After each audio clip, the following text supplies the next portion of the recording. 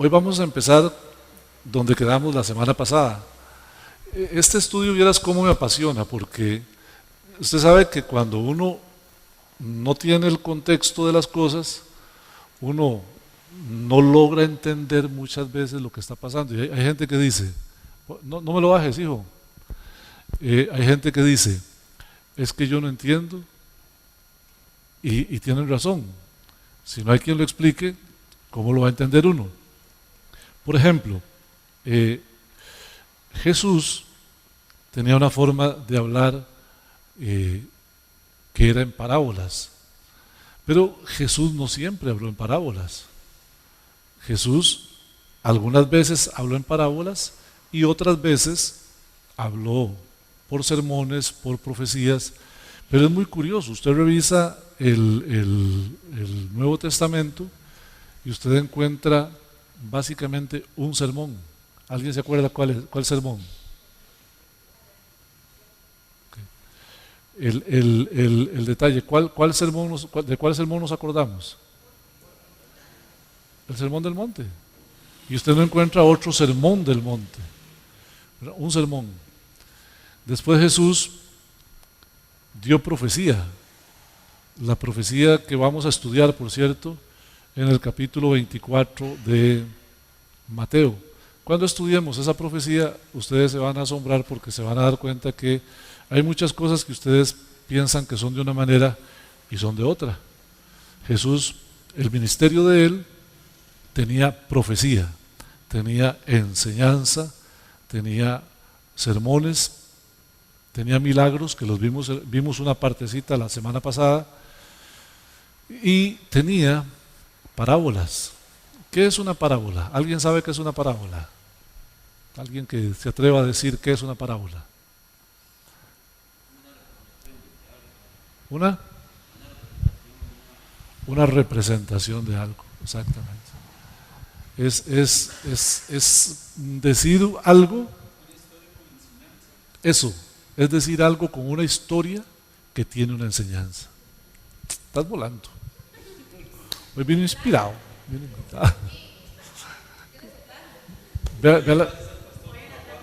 Vea las amistades que se hace usted, hermano. Bueno, es eso. Una parábola es una historia que tiene una enseñanza, una ilustración que tiene una enseñanza. Las parábolas de Jesús, unas son ficticias y otras son verdaderas. De modo que algunas son historias, y usted dirá, ¿cómo historias? Sí, usted en el capítulo 16 de San Lucas se encuentra varias parábolas, y en medio de esas parábolas está el rico y Lázaro. Y el rico y Lázaro es una parábola, pero es una historia real. Interesante, ¿eh? En medio de las parábolas. Ahora, el detalle es que las parábolas tenían un propósito. El propósito era que Jesús les estaba diciendo la verdad a unas personas que no querían escuchar la verdad. Entonces por eso Él les hablaba en parábolas, para cumplir el mandato de Dios de predicarles la palabra, pero como su corazón estaba duro, no lo iba a entender. Esta gente dura de corazón no quiso entender la verdad de Dios en el sermón del monte, ni en la profecía, en nada de lo que Jesús decía. Entonces, ¿qué hizo Jesús? Dijo, bueno, no quieren entender, vamos a empezar a hablarle por parábolas. Pero todo eso que yo le cuento es una explicación que necesitamos apoyar en la Biblia. Así es de que vamos a comenzar con ese tema de las parábolas. La semana pasada conversamos acerca de que había un proceso que se hacía de acreditación. Usted ha visto como, por ejemplo, hoy en día algunos están familiarizados con la bandera azul ecológica. ¿Qué significa la bandera azul ecológica en Costa Rica? ¿Alguien sabe? Eso.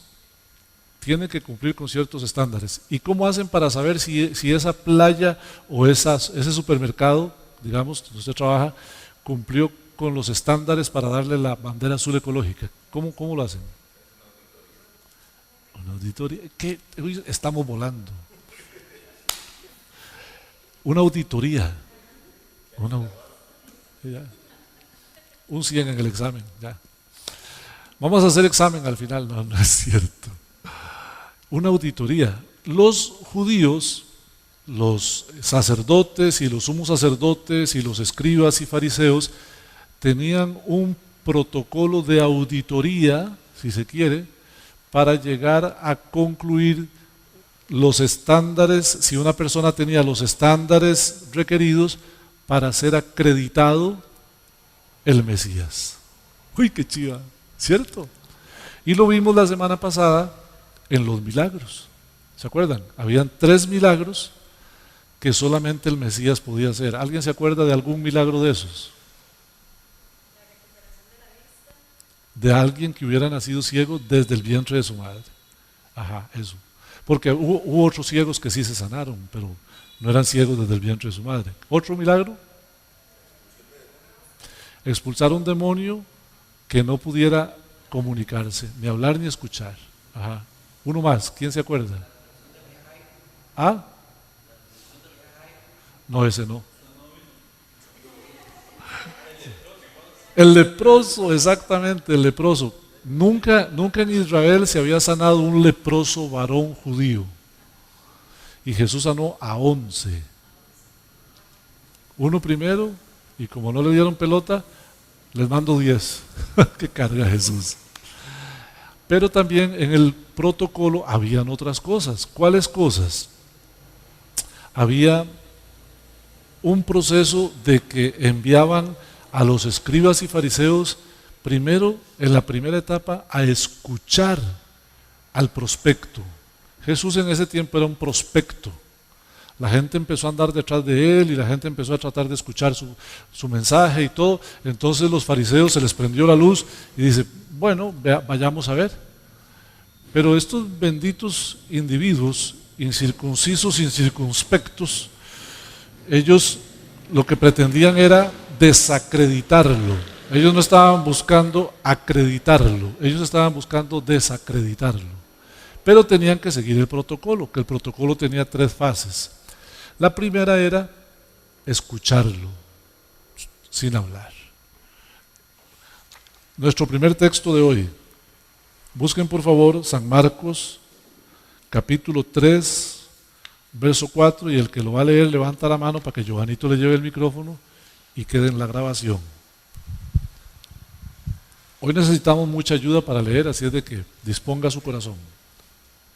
¿Marcos qué? 3, 4. Allá dijeron amén, Johanito. Johanito, lleve el micrófono y usted no lea. Aló. Dale, hermano. Dice San Marcos 3:4, y les dijo, es lícito en los días de reposo hacer bien o hacer mal, salvar la vida o quitarla, pero ellos callaban. ¿Viste? Jesús haciendo un milagro y ellos con ganas de decir algo, pero estaba prohibido, porque en la primera etapa ellos solo podían ver, escuchar y callar. Y ustedes ven que eso está al principio del ministerio de Jesús. Y así hay muchos textos que dicen que ellos se quedaron callados, cavilaban en su corazón, y Jesús sabía lo que estaban cavilando, pero no decían nada. Porque eso era parte del protocolo, de la auditoría. Ahora, la segunda parte de la auditoría, ahora sí, era preguntar. Ya pasaban 3 meses que ellos lo escuchaban y en los siguientes 3 meses ellos preguntaban. Pasaba un año en los que ellos callaban, no tenemos claridad del tiempo, y el segundo año podían preguntar. La cosa es que Jesús tuvo un ministerio de 3 años y medio, y todo ese tiempo los fariseos y escribas anduvieron cerca de él. Y usted nunca se ha preguntado por qué, si ellos al final lo terminaron crucificando y no creían en él, ¿por qué andaban detrás de él? No era que querían saber, querían desacreditarlo. Fíjate, ahora veamos la segunda parte, que es cuando ellos sí podían preguntar. Busquemos Marcos capítulo 10 y vamos a leer los versos 2 y 3. No, el verso 2 nada más. ¿Alguien va a leerlo? Diga yo. Allá está. Y se acercaron los fariseos y le preguntaron, para tentarle, si era lícito al marido repudiar a su mujer. Fíjate vos. Gracias. Hasta el día de hoy en infinidad de iglesias, esa pregunta, ¿es lícito darle carta de divorcio a la mujer? Y la segunda, la pregunta que hacemos hoy en día es, ¿se puede casar un hombre que ha sido divorciado? Esa pregunta, fíjate qué interesante, porque aquí dice el texto que le preguntaron ¿para qué? Para tentarle. Ellos lo que querían era casarlo en algo que lo pudieran acusar. Todo el periodo, el segundo periodo era había tiempo, había oportunidad de preguntar, y ellos lo que hicieron fue aprovechar, en lugar de preguntar para ver si él era el Cristo, en lugar de preguntar para edificación, preguntaban para tentarle. Y así lo hicieron un montón de veces. Pregunta, porque la pregunta queda en el aire, respuesta corta, sí.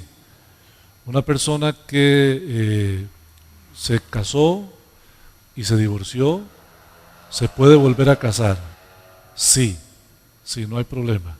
Si usted quiere saber más detalles, puede preguntarme en privado y con todo gusto le doy las explicaciones del caso, según la Biblia. O podríamos tener un día de estos una sesión de preguntas y respuestas y lo contestamos ahí. Bueno, cuando ya ellos han hecho las investigaciones, pasaron el primer tiempo donde no preguntaban, solo escuchaban y veían. Pasa el segundo tiempo donde sí hacen todas las preguntas. Y viene la parte de los milagros.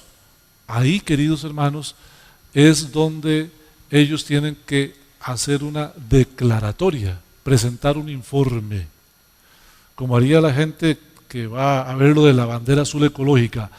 Tienen que presentar un informe y decir, este es el Cristo, o no es el Cristo. Vamos hoy a sumergirnos en la escena que desembocó en que Jesús dijera, hasta aquí, no más sermones, no más enseñanza, a partir de ahora solo parábolas. Vamos a sumergirnos ahí, que nos va a llevar también a ver lo del pecado imperdonable. Por favor, abran sus Biblias en Mateo capítulo 12. Y aquí vamos a necesitar mucha ayuda de los lectores porque vamos a leer unos 8 versículos.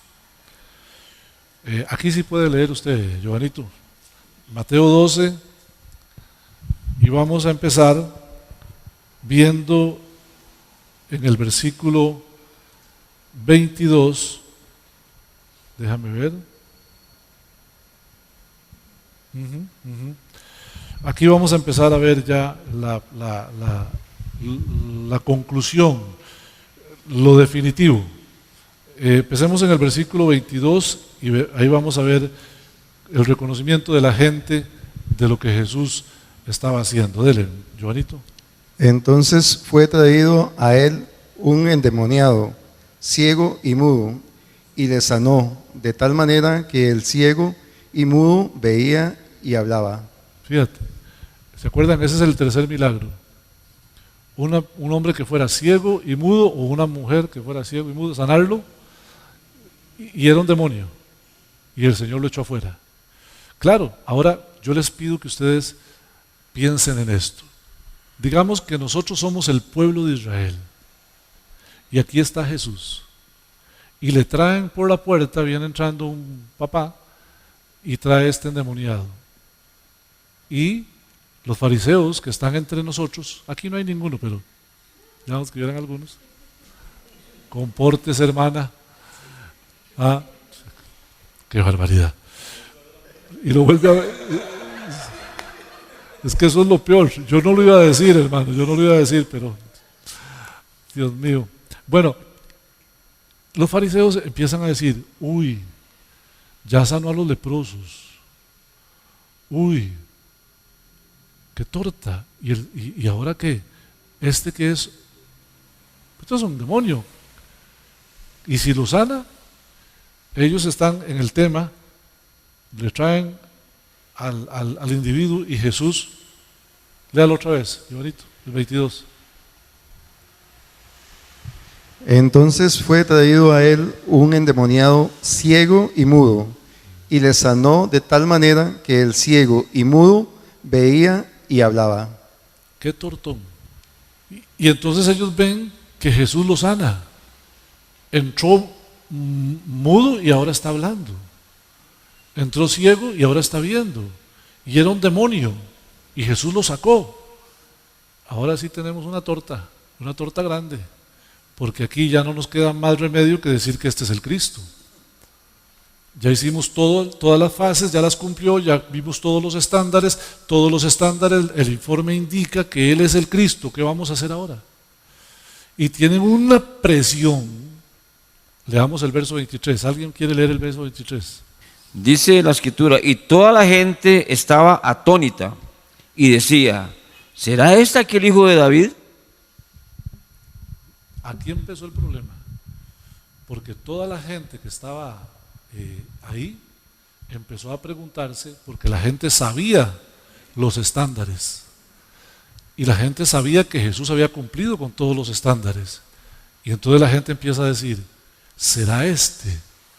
Ahora imagínense para los fariseos lo que es que todo el mundo los está viendo, volvió a verlos, ¿qué van a decir ustedes? Eso no es.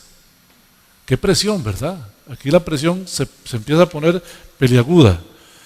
Veamos lo que dice el verso 24. Alguien que nos lea el verso 24 para ver la reacción que tuvieron los individuos estos, la reacción incorrecta, lo llamo yo. Mas los fariseos al oírlo decían, este no echa fuera a los demonios, sino por Beelzebú, príncipe de los demonios. ¿Ves? Aquí empezó, aquí es la torta. La gente los está mirando para ver qué van a decir.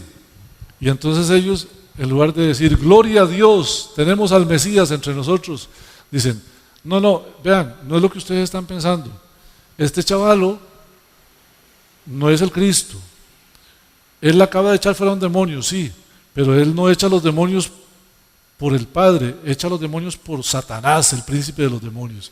Fíjate, esa es la famosa blasfemia contra el Espíritu Santo, que yo no la puedo cometer, solo ellos, porque ellos tenían que declarar a Cristo el Cristo, y en lugar de declararlo, van haciendo semejante yeguada. Veamos la reacción de Jesús del 25 al 30, Stephanie, desde el 25 hasta el 30. Sabiendo Jesús los pensamientos de ellos, les dijo, todo reino dividido contra sí mismo es asolado, y toda ciudad o casa dividida contra sí misma no permanecerá. Y si Satanás echa fuera a Satanás, contra sí mismo está dividido. ¿Cómo pues permanecerá su reino? Y si yo echo fuera los demonios por Beelzebú, ¿por quién los echa vuestros hijos? Por tanto ellos serán vuestros jueces. Pero si yo por el Espíritu de Dios echo fuera los demonios, ciertamente ha llegado a vosotros el reino de Dios. Porque ¿cómo puede alguno entrar en la casa del hombre fuerte y saquear sus bienes si primero no le ata? Y entonces podrá saquear su casa. El que no es conmigo, contra mí es, y el que conmigo no recoge, desparrama. Ahí está. Como ellos no hicieron la declaratoria oficial, Jesús entonces les dice cómo son las cosas. Jesús les dice, no se puede que Satanás eche fuera a Satanás. Y si yo echo los demonios afuera por Satanás, sus hijos, recuerdan que les conté que en Israel mucha gente echaba fuera demonios. Y Jesús les dice, si yo los echo por Satanás, ¿por quién los echan sus hijos? Y les dice, el que no es conmigo, contra mí es. Pero si yo, por el Espíritu Santo, hecho fuera los demonios, ustedes, aunque no lo quieran reconocer, están viendo que hoy se ha acercado el reino de los cielos aquí. O sea, Jesús les está diciendo, ustedes no quieren reconocerlo, pero sepa todo el mundo que aquí se ha acercado el reino de los cielos hoy. O sea, Jesús hizo su propia declaratoria.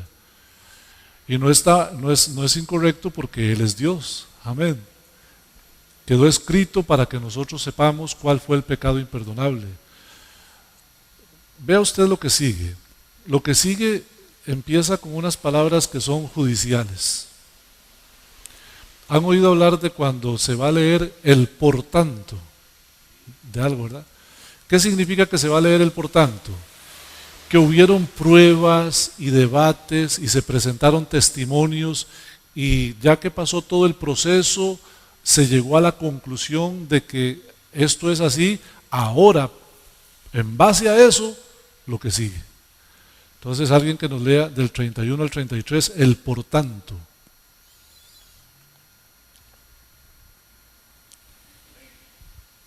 Amén. Corre, Giovanito. Por tanto os digo, todo pecado y blasfemia será perdonado a los hombres, mas la blasfemia contra el Espíritu no le será perdonada.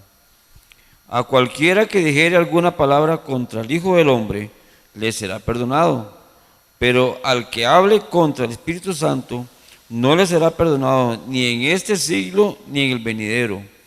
O haced el árbol bueno y su fruto bueno, o haced el árbol malo y su fruto malo, porque por el fruto se conoce el árbol. Aquí Jesús le sigue dando duro, pero aquí menciona ahora el pecado imperdonable. Pero lo menciona ¿en dónde? En el por tanto. O sea, Jesús viene hablando de las pruebas, de los procesos, de los testimonios, y la cereza en el pastel era este endemoniado que él liberó, y ahora ellos hacen una declaratoria negativa, y entonces Jesús dice, ok, todo esto sumado, por tanto, y empieza a hablar del pecado imperdonable que ellos acaban de cometer. Por eso es que usted no lo puede cometer, porque usted no estuvo en ese proceso. Ni a usted le toca declarar que Jesucristo es el Mesías, porque usted lo diga o no lo diga, ya nosotros sabemos que Jesucristo es el Mesías. Es que en aquel momento no había Mesías, y en aquel momento dependían de lo que ellos tenían que declarar, y no lo declaran. Entonces Jesús lo declara, y además les dice, ustedes no tienen perdón ni en este siglo, ni en el venidero. Están condenados, los que cometieron el pecado imperdonable fueron solo estos, que eran las autoridades en ese momento. Desde ahí hasta aquí, los judíos que se han condenado son los que no han creído en Cristo. No han creído en Cristo para salvación y por eso se han condenado. Por ejemplo, es buena pregunta para decir que toda la raza humana está bajo la misma circunstancia. La gente no se condena por lo malo que hace. En realidad no. La gente se condena por no recibir a Cristo en su corazón. Es lo que hace la diferencia. Por no reconocer a Cristo como su Señor y Salvador es que la gente se condena. El que es malo no se condena por ser malo, se condena por no recibir a Cristo en su corazón. Claro, cuando recibe a Cristo en el corazón deja de ser malo, pero es una consecuencia. No deja de ser malo para que Dios lo vea y lo perdone. No, viene tan malo como es, le entrega su vida a Cristo, el Señor lo perdona y ahora es una nueva criatura y dejó de ser malo. Los judíos, cuando reciben a Cristo en su corazón, pasan a ser hijos de Dios, como el hermano Abraham Freud, que es el esposo de Clarita, que él es judío y él es cristiano. O un maestro que él tuvo que se llamaba Arnold, no me acuerdo qué, Arnold, un apellido raro, algo así, y ellos son cristianos, hay muchos cristianos. Cuando uno dice que algo no es de Dios,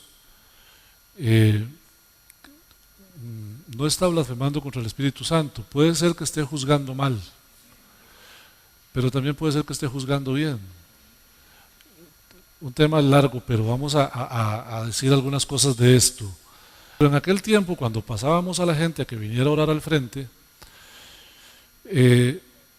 yo no tocaba a la gente con la intención de que se cayera, pero había gente que estaba deseando que yo nada más le pasara así para caerse. O sea, eran caedores profesionales.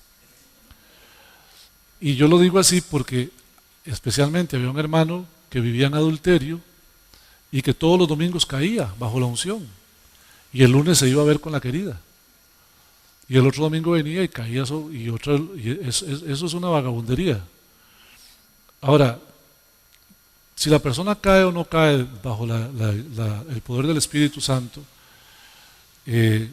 yo no quiero juzgarlo, pero sí sé que fue una moda que ya pasó, como lo de la risa santa. Entonces el Espíritu Santo me tomó y yo voy a reírme de una forma desaforada, y algunas otras cosas. Hay que tener cuidado en que lo que pasa en su vida, querido hermano, sea realmente el Espíritu Santo y no sus emociones. Hay gente que lo que necesita es una catarsis y viene a la iglesia y hace una catarsis. Emocionalismo.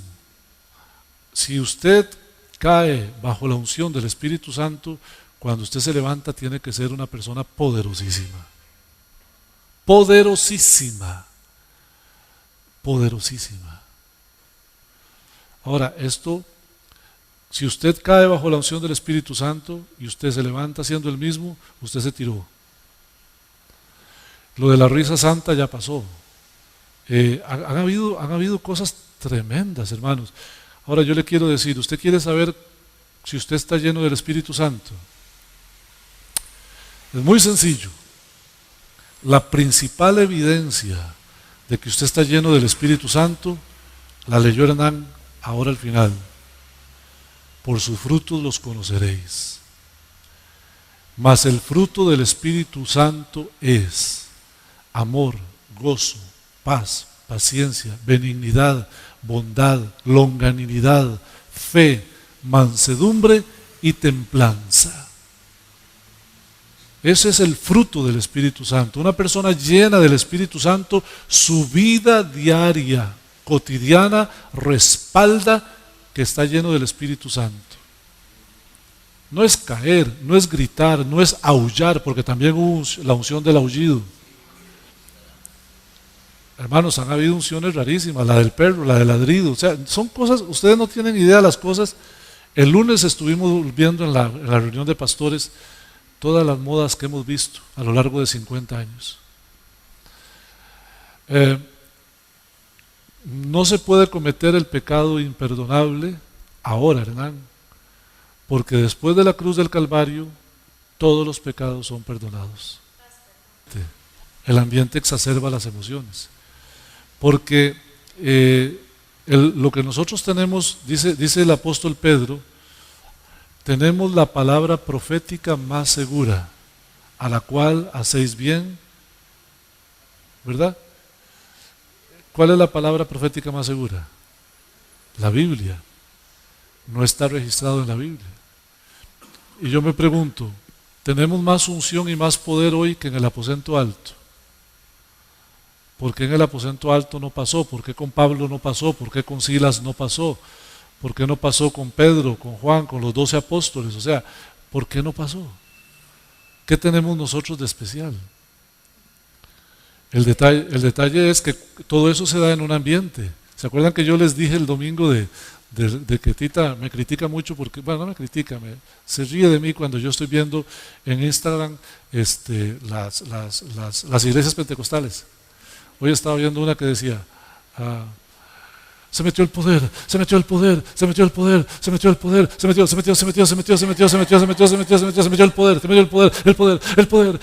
el poder, y ese brinco y esa cosa, y usted ve que la gente brinca y la gente hace así, y la gente hace así, y se tiran y van y revuelcan y todo, y hay un hermano que da brincos para allá y para acá, y se tira toda la iglesia para allá y toda la iglesia para acá. A mí me encanta verlo.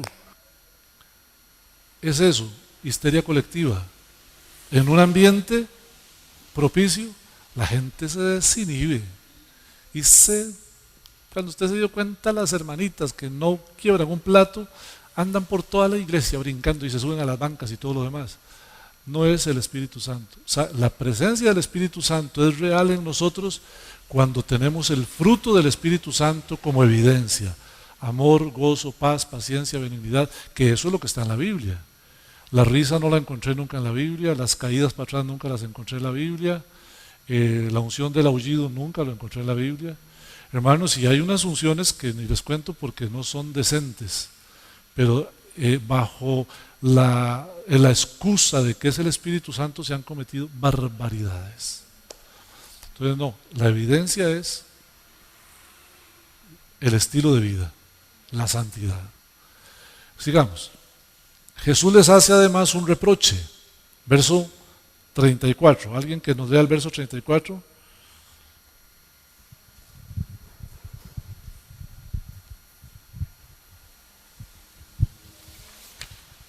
Y dice el verso 34. Generación de víboras, ¿cómo podéis hablar lo bueno siendo malos? Porque de la abundancia del corazón habla la boca. ¿Ves? Eso está después del pecado imperdonable. Lo que hay que entender es que Jesús no lo habló al aire. Jesús no fue que se sentó y le dice a Juan, agárrate ahí un lapicero y escribamos, ponga ahí, el que cometa el pecado imperdonable no será perdonado jamás. No, no fue así. Fue en un contexto donde las autoridades, estando presentes, debían declararlo el Mesías y prefirieron decir que estaba endemoniado. Y luego a ellos les reprocha, generación de víboras les dice, a ellos. No tiene nada que ver con nosotros. Dice, ustedes no se dan cuenta, dice, de la abundancia del corazón habla la boca. ¿Cómo ustedes pueden hablar cosas buenas siendo malos? Ahí está, hermanos. Ahora mire esto. Ya llegamos al capítulo, vimos el capítulo 12 y llegamos hasta el verso 34. Ahora veamos acerca de las parábolas. Alguien que nos lea el capítulo 13, versículo 1.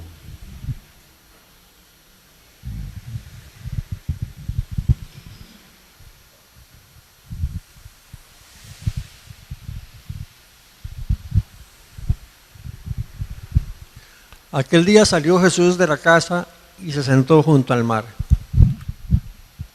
Siga, hermano. Mateo capítulo 13.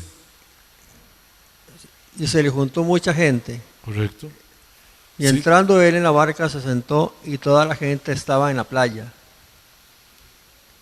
Siga. Y les habló muchas cosas por parábolas diciendo, y aquí el sembrador salió a sembrar. Y mientras sembraba, parte de la semilla cayó junto al camino y vinieron las aves y la comieron. Parte cayó en pedregales donde no había mucha tierra y brotó pronto porque no tenía profundidad de tierra. Pero salió el sol, se quemó y porque no tenía raíz se secó. Y parte cayó entre espinos y los espinos crecieron y la ahogaron. Pero parte cayó en buena tierra y dio fruto, cual a 100, cual a 70 y a cual a 30 por uno. ¿Puede seguir? En aquel día el que tiene oídos para oír, oiga. Entonces, sacándose los discípulos, le dijeron, ¿por qué les hablas por parábolas? Ahí está la pregunta. Él respondiendo les dijo, porque a vosotros os he dado saber los misterios del reino de los cielos, mas a ellos no les es dado. Ahí está. Porque a cualquiera que tiene se le dará y tendrá más, pero al que no tiene, aún lo que tiene le será quitado. Como ustedes pueden ver, acabamos de esculcar el capítulo 12. Y acabamos de ver que llegando al punto, Jesús fue desacreditado como Mesías. A partir de ese momento empiezan las parábolas. Y lo acaba de leer el hermano. A vosotros, o sea, a los que sí creían que Cristo era el Mesías, les es dado conocer todas las cosas. Pero a estos otros, por parábolas. Para que oyendo no entiendan. Ahí está. Hoy contestamos a la pregunta de por qué Jesús en parte de su ministerio habló solo con parábolas, porque llegó un punto en que ya ellos no necesitaban sufrir la enseñanza, ya habían tenido enseñanza. Estamos aquí en Mateo capítulo 13, la enseñanza se dio en Mateo 5, 6 y 7, que es el Sermón del Monte. Los milagros se vinieron haciendo hasta este punto. Llegando al capítulo 12, ellos cometen el pecado imperdonable y Jesús a partir de ese momento empieza a hablarles solo con parábolas. Pero porque ellos ya habían tenido la oportunidad y habían rechazado al Mesías. Por eso fue. Y por eso empezaron las parábolas. Pero las parábolas, tremendo, sí eran claras para los hijos de Dios y siguen siendo claras para los hijos de Dios. Pero el que le abre el corazón a Cristo empieza a leer la Biblia, hermano, y se le caen las lágrimas sobre la Biblia, porque la entiende, porque le llega al corazón, porque le da vida. Este es el detalle de por qué Jesús empezó a hablarles solo por parábolas. Hermanos, estamos llegando al final del estudio de hoy. Hay unas empanaditas allá atrás y un cafecito allá atrás. No se vaya sin su empanadita y su cafecito. Que Dios los bendiga. Y creo que trajeron un tamal asado también. Corran, corran. Gloria a Cristo.